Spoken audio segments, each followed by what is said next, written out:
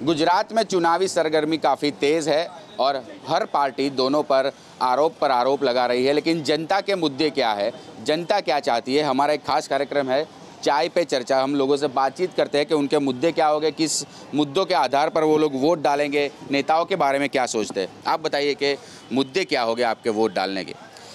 सबसे पहले आपसी जो रंजिश अभी चल रही 14 तारीख को जो चुनाव होने वाला, जो आपसी मतलब खींचतान चल रही है पार्टियों के बीच में, उससे अरे परे होकर के जो नागरिक की मतलब कुछ इच्छाएं हैं, खास करके गरीबी जो है, गरीबी, रोजगारी, बेकारी जो बढ़ती जा रही है, युवान बेकार होते जा रहे हैं, बेकार होने के कारण बहुत सारी समस्याएं उत्पन्न हो रही हैं। तो ऐसी सब चीज़ें दूर हो, इस तरह मतलब कुछ नौकरी संबंधी जरूरत चीज़ें, जैसे कि खास करके जो युवा वर्ग बेकार होते जा रहे हैं, उनके लिए कुछ इस तरह के रोजगारी के साधन उपलब्ध हो, रोजगार बढ़ावें, या गुजरात में जो कुछ भी मतलब गरीबी से रिलेटेड चीज़ें, जो लोग गरीबी जीवन यापन कर रहे हैं, गरीबी में अपना जीवन गुजार रहे हैं, ऐसे लोग को मतलब बढ़ावा मिले, ऐसे लोगों को प्रोत्साहन मिले, कामकाज के जो आवर्स है वो बढ़ा दिए जाए, तो काफ़ी मतलब अच्छा रहेगा। और हर नागरिक की यही मतलब है कि भाई अगर हम सही सरकार चुनते हैं तो सरकार की तरफ से जो सामान्य पब्लिक है, जो सामान्य नागरिक है, जो अपने भटकता हुआ जीवन जी रहे हैं, उनका एक अस्थायी जीवन हो, उनको बेकारी जो नागरिक जो मतलब बेकारी से जूझ रहे हैं, गरीबी से जूझ रहे हैं, उन लोग का प्रोत्साहन, उन लोग का विकास हो, ऐसी हम सरकार चाहते हैं। रोजगारी और गरीबी से मुक्त गुजरात चाहते हैं लोग। आप बताइए, आप महिला है, कौन से प्रमुख मुद्दे हैं आपके?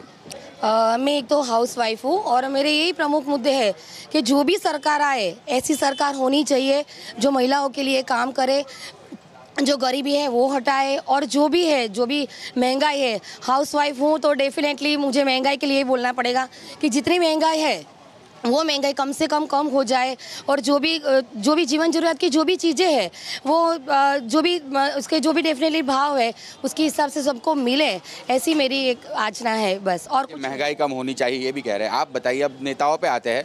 राहुल गांधी, मोदी और कांग्रेस, बीजेपी के सारे नेता गुजरात में पहुंच चुके हैं, ताबड़तोड़ रैलियां कर रहे हैं, आरोप पर आरोप कर रहे हैं। हार्दिक पटेल, क्या लगता है इस बार के गुजरात चुनाव में बदलाव संभव है?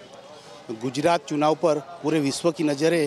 गुजरात चुनाव इस मुकाम पर पहुंचा है, शायद एक आध सप्ताह बाकी रह गया है, लेकिन नेताओं जिस प्रकार से गुजरात में आकर अपना वाणी विलास करके गुजरात की संस्कृति, गुजरात ऋषि मुनियों और संतों महंतों की ये भूमि है, वहाँ पर उनकी भाषा शोभा देती नहीं है। प्रधानमंत्री हो या राहुल गांधी हो, संयम से गुजरात के चुनाव में अपना पक्ष रखे और गुजरात में लोगों के बीच जाके अपने विकास और जो भी मुद्दे हैं, जो भी समस्या गुजरात की है, गुजरात के लिए जो भी वो करना चाहते हैं, वो अपने ढंग से यानी संस्कार से अपनी वाजिब बात गुजरात के लोगों के समक्ष रखे, नहीं कि गाली गलौज करके, व्यक्तिगत आक्षेप पर आक्षेप करके गुजरात की जनता को गुमराह करने की कोशिश ना करे। गुजरात समझू है, गुजरात विकासशील है, और गुजरात पूरे विश्व में जहाँ जहाँ गुजराती बसता है वो अपना व्यापार लेके जाता है, अपनी छाप लेके जाता है। वही इसी गुजरात में आके अपनी छवि ना बिगाड़े और अपना पक्ष जो भी हो वो रखे और गुजरात के जनता के सामने, विकास के सामने वो वोट मांगे, बस यही अपेक्षा है।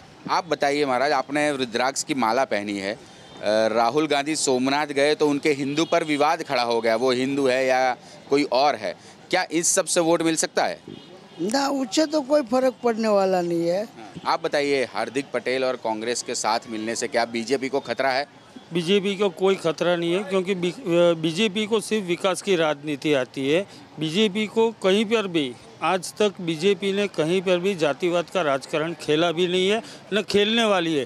इसलिए इस मुद्दे से कोई भी जाति ज्ञाति कोई भी इस मुद्दे से भटकने वाली नहीं है, और गुजरात की जनता सिर्फ और सिर्फ विकास की राजनीति ही चाहती है, और इसी मुद्दे से आज तक 22 वर्ष से बीजेपी शासन में है। कोई बेरोजगार मुक्त गुजरात चाहता है, कोई गरीबी मुक्त गुजरात चाहता है, और कोई चाहता है कि गुजरात में आके जो बड़े बड़े नेता है वो अपनी भाषा पर जो संयम नहीं रखते वो संयम रखे, क्योंकि गुजरात की जो धरती है वो संतों की धरती है, महंतों की धरती है।